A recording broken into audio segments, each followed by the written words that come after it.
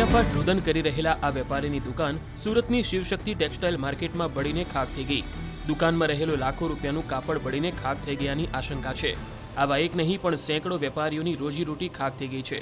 સતત 3 દિવસથી માર્કેટમાં આગ લાગી છે, જે હજુ પણ બેકાબુ છે અને ક્યારે કાબૂમાં આવશે તેનો અંદાજ પણ કોઈને નથી। 35થી વધુ ફાયર ફાઇટર સતત મારો ચલાવી રહ્યા છે, છતાં આગ પર કાબુ મેળવી શકાયો નથી, કારણ કે પેટ્રોકેમિકલ્સમાંથી બનાવેલ પોલિસ્ટર કાપડમાં આગ વધુને વધુ પ્રસરી રહી છે। વેપારીઓએ કહ્યું કે તેઓ કરોડપતિ હતા, પરંતુ હવે રોડ પર આવી ગયા છે। આ ટોટલ માર્કેટને લગભગ 500,000 કરોડનું નુકસાન છે। માર્કેટની સ્થિતિ જ્યારે આગ લાગેલી ને નીચે અંડરગ્રાઉન્ડ એ લોકો બુઝાવી દીધી ને સાંજે 6 વાગે અમને બધા કોઈ વેપારી અંદર જવાનું ના પાડી દીધો પ્રશાસન। કેમ ના પાડી? એટલે આ સવારે 7:30 વાગે પાછી આગ લાગી ગઈ। હવે શું કે અત્યારે બિલ્ડિંગ છોડીને જે વેપારીઓનું નુકસાન 500,000 કરોડનું નુકસાન છે। કરોડપતિ હતા, આજ રોડપતિ છે।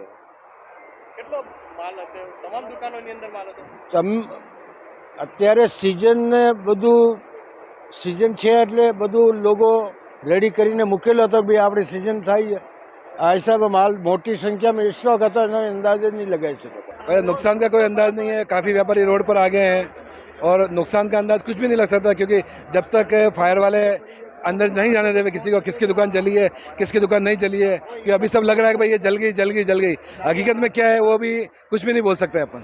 आग पर काबू मेळवવાની કામગીરીમાં કોઈ અવરોધ ન સર્જાય તે માટે federation of Surat trade textile association દ્વારા શહેરની 57 જેટલી માર્કેટ બંધ રાખવાનો નિર્ણય કરાયો છે। આગને કાબૂમાં લેવા માટે અત્યાર સુધીમાં લાખો લીટર પાણીનો મારો ચલાવાયો છે।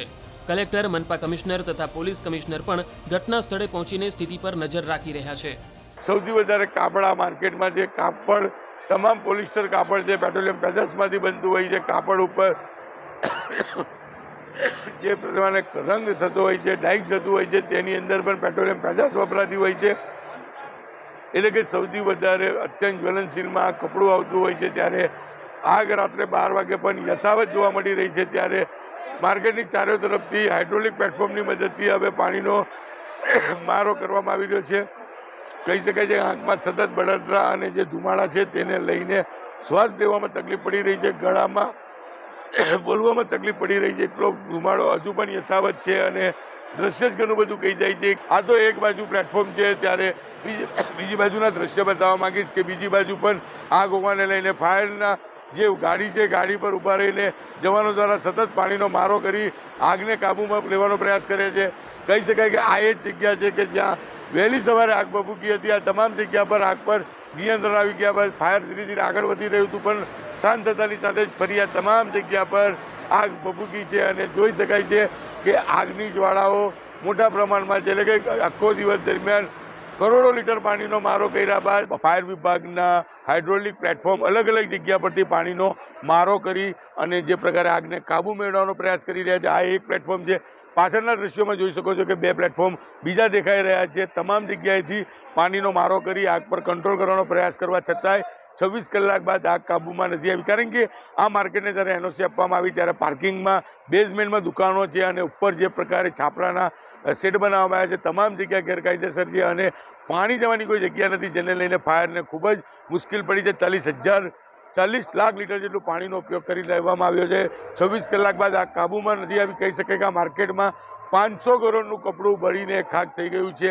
આગ સંપૂર્ણ કાબૂમાં આવ્યા બાદ નુકસાનનો અંદાજ આવી શકે, પણ હાલ 26 કલાક બાદ પણ આગ કાબુ છે। તંત્ર આગને બુઝાવવા માટેનો પ્રયાસ કરી રહી છે અને આજુબાજુની માર્કેટો 25 થી 27 જેટલી માર્કેટો આજે બંધ રાખવાની જાહેરાત કરી છે, કારણ કે લોકો મોટી સંખ્યામાં આવે તો ફાયરની કામગીરીમાં તકલીફ પડે, જેને લઈને તમામ વ્યવસ્થા વચ્ચે પોલીસ હોય કે ફાયર વિભાગના જવાનો છેલ્લા 24 કલાકથી સતત મહેનત કરી આગ પર કાબુ મેળવવાનો પ્રયાસ કરી રહ્યા છે અને હજુ પણ આગ પર કાબુ અને કુલિંગની પ્રક્રિયા થતાં મોડી શાંત થાય તેવી શક્યતાઓ દેખાઈ રહી છે। ક્યાંક ને ક્યાંક આ આગનો જે ભયાનક સ્વરૂપ હતો તો એને કંટ્રોલમાં લાવવું એ બહુ તકલીફ પડી રહી છે, પરંતુ હમણાં 2 કલાકથી એ આગને થોડું ઘણું કંટ્રોલમાં આવી છે એવું પ્રાથમિક માહિતીમાં આપ્યું છે।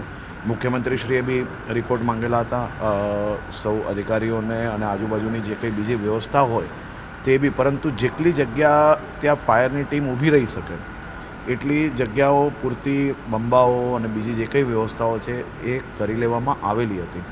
આપ જોઈ શકો છો કે ફાયરના બી જવાનો એની અંદર ઘાયલ થયા છે અને અનેક તકલીફોની વચ્ચે બી તમામ લોકોને જોડે મળીને આ આગ કઈ રીતે કંટ્રોલમાં લાવી શકાય તેની પ્રક્રિયા ચાલુ છે. ખૂબ તકલીફવાળો સમય છે, કારણ કે આ વેપારી રાત દિવસ મહેનત કરીને અચાનક જે મહેનત કરતા હોય છે ને એના પરથી એમને પોતાનો આખો ઉદ્યોગ ઊભો કર્યો છે.